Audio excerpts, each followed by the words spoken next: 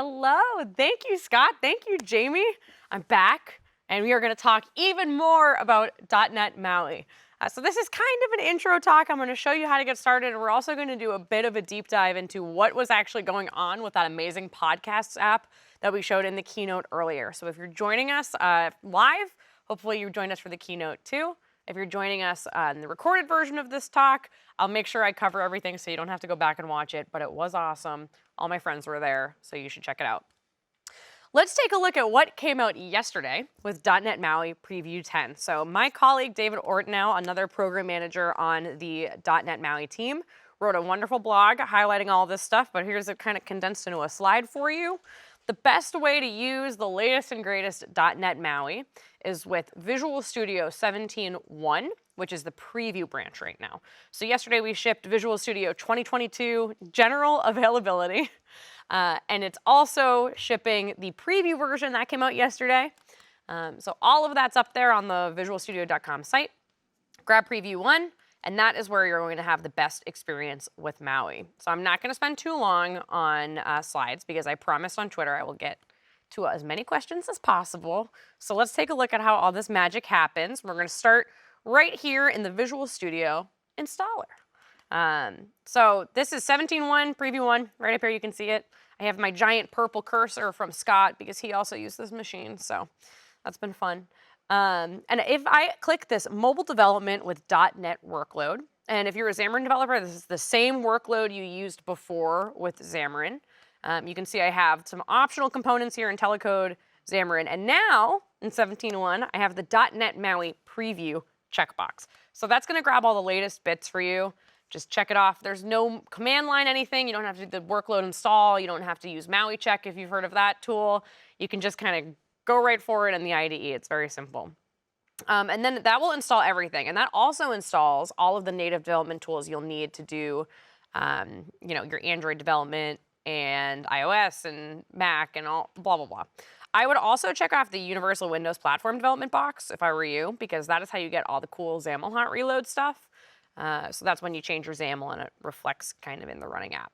So with the .NET MAUI workload, I still have my podcast app open, but before we look at that, let's go to the new project dialog. And if I could use this mouse, it would really help.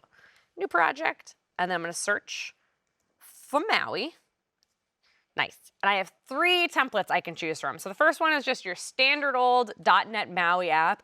It looks very, very similar to the website that Dan Roth showed, the Min Blazor site, if you watched his talk, which was right before this. We also have a MAUI Blazor app. So that includes kind of the basic building blocks for pulling in Blazor and Razor code into your .NET MAUI app if you want to do the hybrid app. And then we also have a class library template, which we're not going to look at too much today, but it's just building a library with .NET 6 for .NET MAUI. Let's close out of this. And then let's go take a bit of a deeper look at the podcasts app we showed earlier. So one of the greatest things about .NET MAUI is that everything's kind of in this single project. And I saw a lot of buzz on Twitter about how excited people are for, in particular, being able to use SVGs in your MAUI app. So this is totally new if you're a Xamarin developer. You've always had to use PNGs or other types of images and make sure that they're all the right scales and resolutions for any possible device your users could be pulling out of their pockets to look at your app with. But with SVGs, it just works. It just scales for you. And then we also have a PNG in here. So the good news is if you don't have SVG versions of things, you can still stick PNGs in. You can always go into your platform-specific folders as well and create a resources folder here.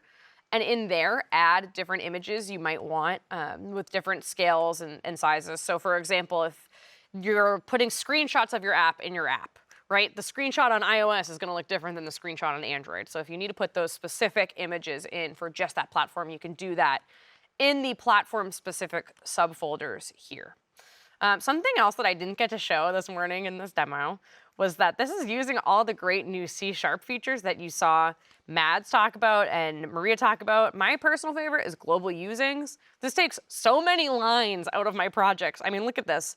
All the MAUI, like the namespaces for the actual project folders, my models and view models and all that stuff, plus the MAUI and the extensions namespaces, all that's just in this folder. So if I look at my view model here, there's no usings. And I just have this semicolon, so nothing is indented. So it's way, way, way easier to read and use, and it's super clean, makes my life a lot easier when I'm demoing it and also when I'm writing it. So that's good.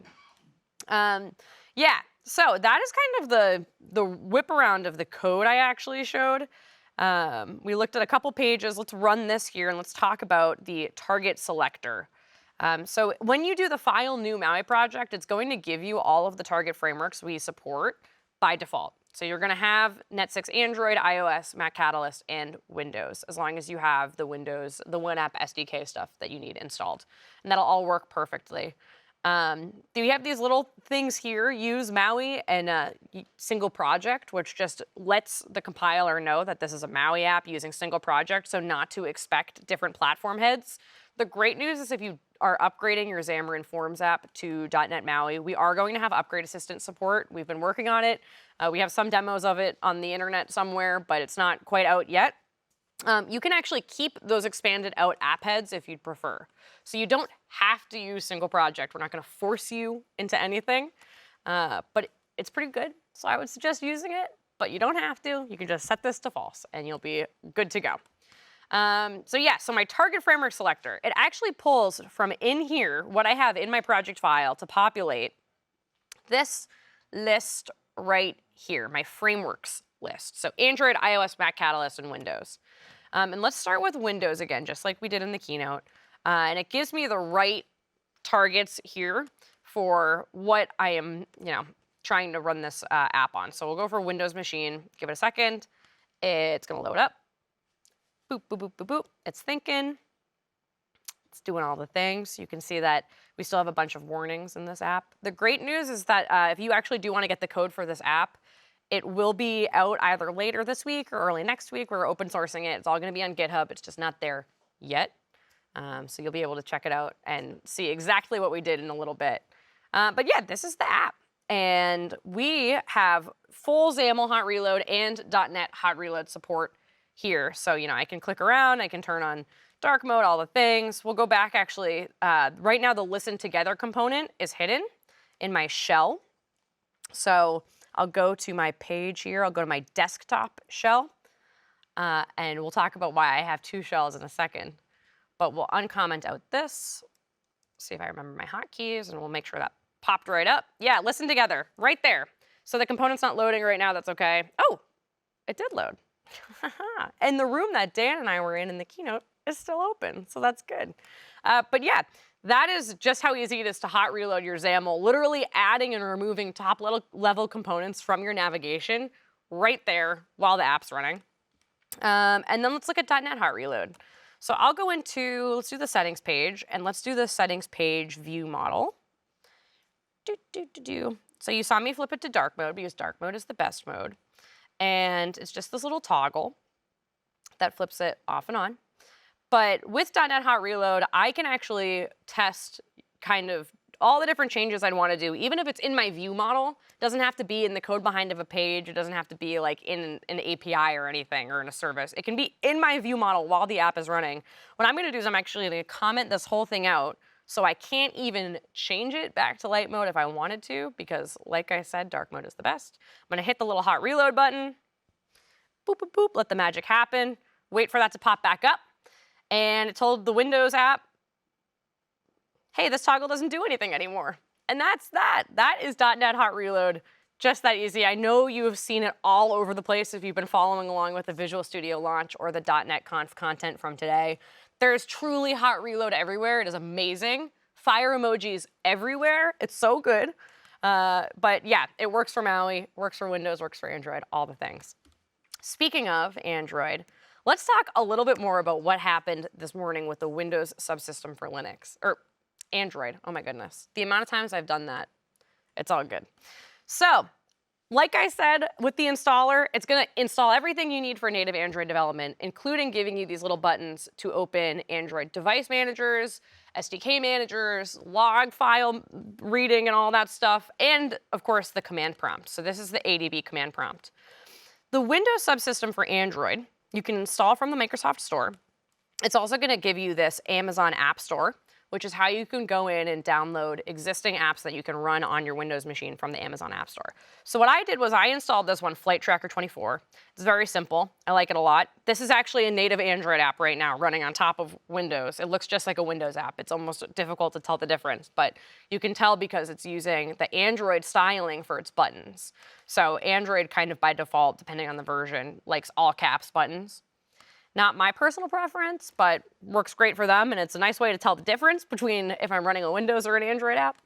So I opened this, and when I opened this app, it actually spun up the Windows subsystem for Android. So I can go into the Settings app, make sure that developer mode right here is toggled on, and this is saying that devices on the same private network can come into this. So that's great. I don't even have to be on this specific thing. I would recommend sending it to continuous just because that means if I close that Flight Tracker app accidentally, it's not gonna like close my Android subsystem, my Windows subsystem for Android altogether. And then you might have to hit a refresh here, but overall you can just copy my IP address and then I'm just gonna type adb connect, paste. And so I'm already connected. So it's gonna say already connected. Awesome, everything works great. And then I can go change my target framework here, boop, back to Android, and it pops right up. Of course, this is not my only option. So I also could create an emulator. I could plug in an actual physical Android device. I could plug in my phone.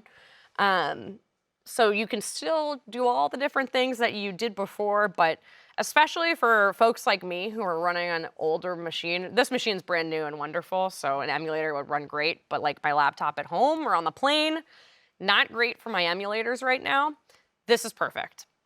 So I'll just hit play, give it a second, and it's gonna spin right up.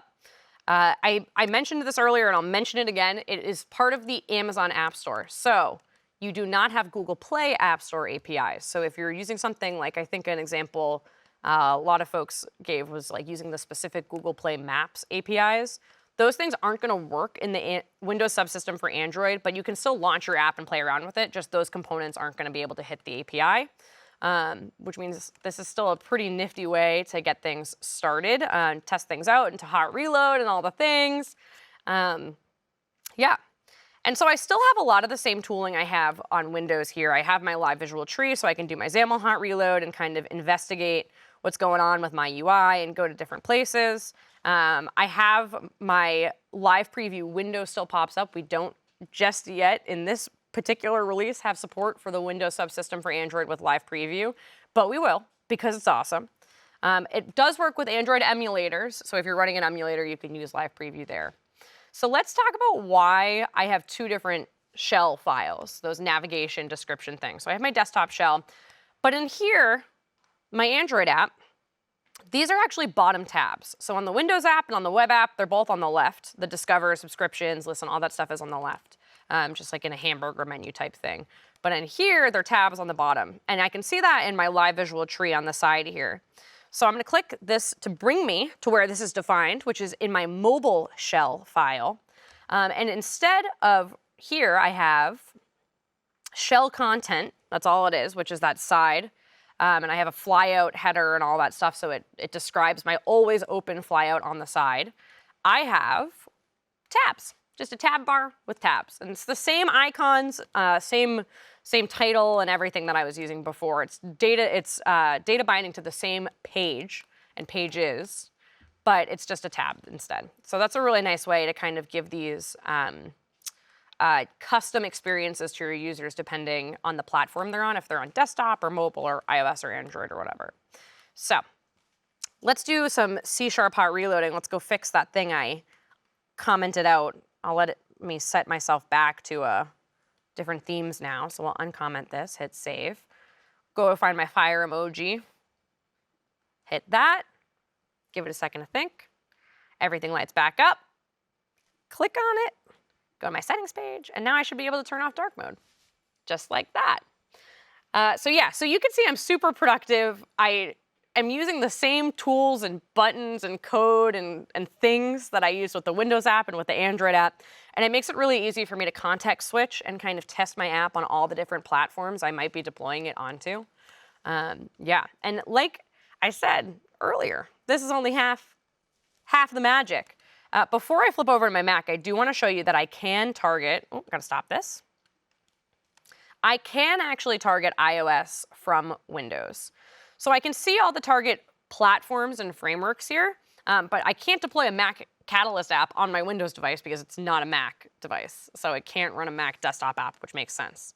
That being said, there are some ways I can handle iOS. So I'm gonna click it. I don't have anything set up to demo, but I wanted to show you that there are 3 different options. There's remote devices, which means I could plug my iPhone into a MacBook, pair that Mac over the internet. There's a little button, pair to Mac right here, does it all for you, as long as you're on the same network, and then debug it to my device plugged into that Mac.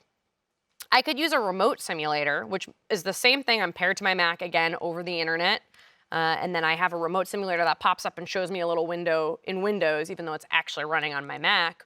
Or you could do my favorite and the easiest thing, which is use something we call, used to be Xamarin Hot Restart, and now it's just Hot Restart. More hot things, hot reload, hot restart. And that is when I actually take my iPhone, I plug it right into this PC, and I can deploy to it from Visual Studio. Don't need my Mac, it can go in my bag, I can close it, doesn't need to be on the internet, anything. And the only requirements for that are that I have an Apple developer account and I have iTunes installed on the machine. That's all you need to do. So it can communicate with the iPhone, it will deploy it right in, and then I can, have my iPhone right here and swipe around on it and edit my code, do my hot reloads, all from Visual Studio for Windows. So there's plenty of demos for that online, which is why I don't want to spend too much time talking about it today. But go check that out if that's something that you think you'd be interested in, or if you don't have a Mac yet and you want to get that 3rd platform out on Visual Studio for Windows. All right, we're switching over to the Mac. Boop, boop, boop, magic. You can tell this is my Mac because it has all the stickers. All my Zamagons, great stuff. I need some new .NET stickers, but we'll get there. There's a lot of amazing ones in the store I saw Jamie and Scott talk about, so go check that out.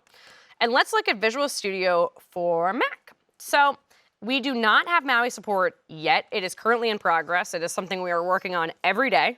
But there is a new Visual Studio for Mac preview out, and you can, of course, open a solution file in Visual Studio for Mac and kind of use it as a text editor. Some things do work, like I can see my targets here. I can see all the iOS simulators I deploy to. I can see my Mac. I can see the Android emulator I have created, because a lot of that stuff is the same that you would have seen with Xamarin too. So those tools still exist. It's just a matter of wiring everything up correctly. And this is the same solution. I've got, my global using still. I've got all my beautiful C# features. I've got my pages and blah, blah, blah, blah, blah. And then one thing I wanted to mention is that there is a new Git experience in Visual Studio for Mac, which is something we have heard so many requests for, and I'm really, really excited to be able to show it. So you can see where I've made changes. I can stage them, I can make my commits, I can pull and push, all from right in VS Mac. It's brand new. It's modeled very much after the Visual Studio for Windows experience, so it's hopefully familiar to you if you're switching between the 2 IDEs. There's a lot in Visual Studio for Mac. It's going to be running on .NET 6 soon. It's going to have native M1 support soon. It was completely rebuilt from the ground up with a fully native UI stack, so it's super snappy. It's got right-to-left text support. It's got really, really just a modern and Mac-like look and feel while still staying true to what you want to see in a Visual Studio. So, I can see my view windows have actually been completely reorganized to look and be organized in the way that they are on Windows. So instead of trying to spend forever finding, what window you're looking for, you can do that all in VS Mac. So let's run this again. Boop. So what I did actually to build this before was I went and I built this components project. Oh, pop away. I built this components project from the command line.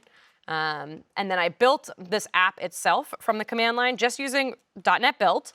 And then I gave it the path. That's it. That's all I had to do. It builds it all for me. Command line is magic. I love it. And then I can start and stop it from inside of Visual Studio for Mac. If I want to make code changes and stuff, I am going to want to rebuild it from the command line right now, because VS Mac, we're still working on picking up the proper changes so that we can redeploy it. But yeah, boom, up and running. And I can click around and interact, all the things. You've seen this app 100 times now, so I'm not going to bore you with that. And then I can stop. I can go in, I can switch my target. And so because I have a library project right now, it's actually going to ask me to rebuild everything here, and I'm not going to make you watch me rebuild this podcast app. But if you don't have a library connected, you can switch between targets in VS Mac and just debug on the different ones. So that's a really quick way to get things working. Also, your XAML hot reload will work. So have fun with that. And if it doesn't work, file a bug. As we always say, help report a problem is our favorite place. Go on in there, let us know. And so that's really good to have. Your C# or your .NET hot reload hasn't come over to VS Mac yet, but that's another thing that is in progress. And like I said, this is a preview version of Visual Studio for Mac as well. It runs side by side with Visual Studio 2019 for Mac. So you can have both this and VS 2019 installed, and it won't screw anything up. It's got its own little world it lives in. So don't worry too much about that. I would highly recommend trying it out. So, okay, I have a little bit under 10 minutes left. I do want to give it a few minutes for questions, but before that, I would like to pop once more back over to my window so we can look at a few more slides. Boop, boop, boop. Let me open this. Make sure this is the right stuff. So let's talk about how to get started. You can do get.NET 6, that website, if you want to. But for MAUI, all you have to do is just download Visual Studio 2022 Preview. And then that's the last link here. And then check off the .NET MAUI box, check off UWP so you get those XAML hot reload development tools, and everything else you need was just going to get installed for you. The other one thing I wanted to call out, I mentioned this earlier, I think, is that you should try out the Upgrade Assistant if you have .NET 5 or .NET Framework apps or anything that you want to bring over to .NET 5 or .NET 6. It is now stable, so go for it. We are going to be building .NET MAUI support into the Upgrade Assistant, and there is some basic functionality there. So try it out, let us know. We're going to publish more blogs and docs about testing out our branch of the Upgrade Assistant kind of throughout the early new year, early 2022. Can't believe we're there. So yeah, we'll have more info to come, but definitely get familiar with it with other apps you have that aren't Xamarin Forms or .NET MAUI so that you can give us feedback on what you want to see there. So that is it. I'm going to open it up to Scott and Jamie, and we'll see what questions rolled in. All right, let's take a look at the big board. Ooh, so many. Reminders, you can go and tweet us at .NETConf, hashtag .NETConf. And we'll answer your questions live. All right. So Patrick asks, can you show how you choose between the different shell pages, desktop versus mobile, that you just showed in .NET MAUI? Yeah, that is a great question. One of the cool things about MAUI is that you can kind of do platform specifics anywhere. So it really depends on your app. So people can do it, you can do it like right in just the program, the MAUI program.cs if you want to. That's not where they did it in this app. This is where we just configured fonts and stuff. You can do it in the actual pages themselves. So I wonder if it's in, let's look at the mobile shell XAML and see if they did it here. Nope. So I actually don't know where in this code base we set it, but I know it's somewhere because we had to. Let's see. We'll give it a couple more tries. Maybe, probably not in helpers. No, that makes sense. Maybe in view models, there's a whole, shell view model. That's gotta be it, right? App sections, all these things.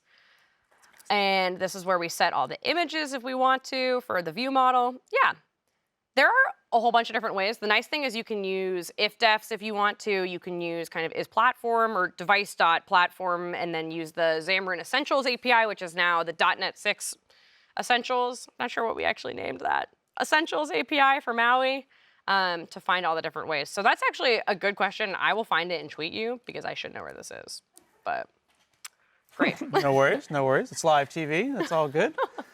Go we with got Essentials. So, can .NET MAUI have some kind of background task to run even if the app is closed? Yes, great question. So we don't necessarily have that functionality built in, but all of the packages that exist, so Shiny is a really popular one if you've heard of it, to do background tasks with your existing Xamarin apps. All of those packages we're gonna bring up to .NET 6, so we're gonna make sure the community has a really clear path to bring up your packages. Most of them will actually just work It's if you have UI things that it's going to make the difference, that you're going to need to bring some things over to Maui. But for background tasks, I would be surprised if you just retargeted Shiny and pulled it into your app. It should just work. It might just work. I don't know. We'll find out. Cool. Here's one from Joe. Can we use Fluent UI web components within .NET MAUI? Great question. So because you can use Blazor within Maui, you can use anything you want with Blazor within Maui. So yes, you can use those Fluent UI web components. That's actually what we had in the podcasts app. That Blazor component that we put in the Listen Together page, that was all Blazor code. So they could have chosen to use Fluent UI or anything else or style it however they want. And it wouldn't affect the shell around it, the actual native app around it. It would just affect the Blazor code. All right, cool. What else we got here? This one might be good. Go ahead. All right. Is the Upgrade Assistant also used to migrate an existing Xamarin Forms app to .NET MAUI? Is there another tool, or do we have to do it manually? Great question again. No, you do not have to do it manually. The Upgrade Assistant will have support for Xamarin Forms to Maui. It does not currently, and that is because Maui isn't fully released yet. We're still changing things, so it would be silly to build an Upgrade Assistant for something that isn't fully stable yet. But yeah, you won't have to do it manually. The Upgrade Assistant is an amazing tool if you haven't tried it already. It does namespaces, and it basically is like a really magical find and replace, and then it also converts your project files to the latest .NET. It'll do some XAML updates for you. It's great. It's a great tool. Definitely check it out. We will have Maui support. There might be some tweaks you have to do by hand after the Upgrade Assistant has run, but we're hoping it won't be too many, and it's really going to depend on your app and your needs and how much custom code you have written. Very cool, very cool. So it's coming. Patrick wants to know if global usings that we've seen will work with, or what's their relationship to XAML files? Good question. So global usings are a C# feature. So no, they do not work with XAML files right now, although I would love to see that. So we should probably figure out how to do that. That sounds fun. It's possible. It's always possible. Okay. What else we got here? Time for a few more questions. Yeah? What is? This is a long one. Oh, here's a long, complicated one. Go ahead. Does .NET MAUI have different outputs for each platform like Xamarin Forms, or does it produce one output for all platforms? For example, the output produces an app delegate for iOS or a main activity for Android. Like what's hidden, what's not?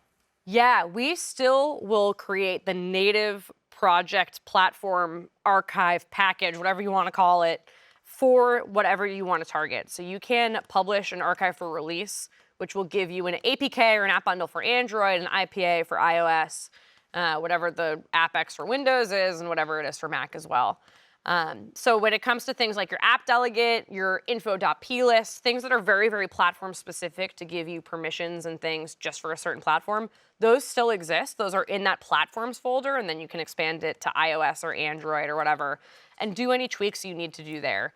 Slowly but surely, we're pulling as many attributes as possible up into the top level, up into the shared level. So some basic permissions we want to move into the single project. Things like your app name and version are already up there in the single project. But there are still some things you have to do platform specific, and there probably always will be because the platforms are so different, and that's what makes them unique. Very cool. Well, thanks so much for your hard work. Appreciation to the team for working on this. Thank you, Maddie.